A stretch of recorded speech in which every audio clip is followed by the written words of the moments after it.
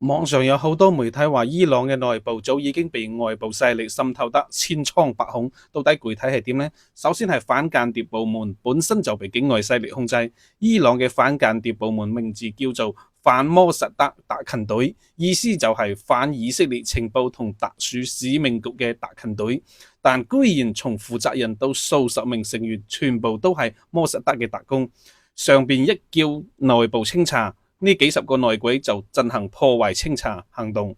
第二點就係核設施嘅機密大規模泄露，間諜潛入首都德黑蘭嘅倉庫，6個鐘頭內攝取5.5萬份計劃檔案，包含離心機嘅設計圖、有濃縮嘅數據、核科學家嘅名單同埋安保細節，導致到7個伊朗頂級核專家被精準暗殺。比如2020年科學家弗克雷孔德嘅汽車喺路上被攔截，然後槍殺，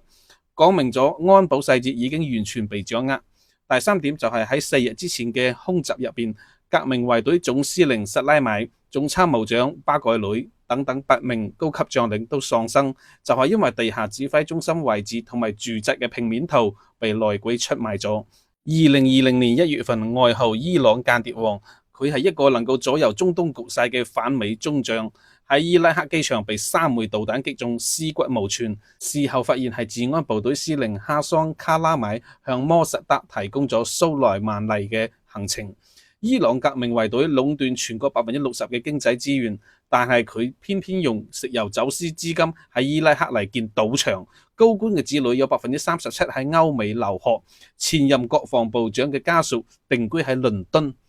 伊朗嘅首都德黑蘭有一個流行嘅講法，就係真主關哈梅內伊，美元歸我哋。第四點，伊朗購買嘅俄羅斯 S-300防空系統部署圖被內鬼以400萬美金賣俾咗摩薩德，導致2025年嘅空襲入邊，伊朗防空系統全部處於靜默狀態，面對住導彈嘅流星雨毫無反應。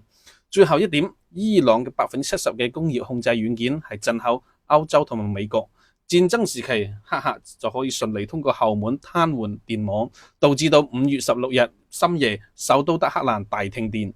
核設施嘅工程師竟然用 Google 郵箱發送離心機數據，革命衛隊竟然用 WhatsApp App 嚟聊天討論工作內容。綜合以上5點，網上嘅媒體話伊朗嘅內部早已經被外部勢力滲透得千瘡百孔，確實係有眾多證據，用自取滅亡嚟形容係唔過分嘅。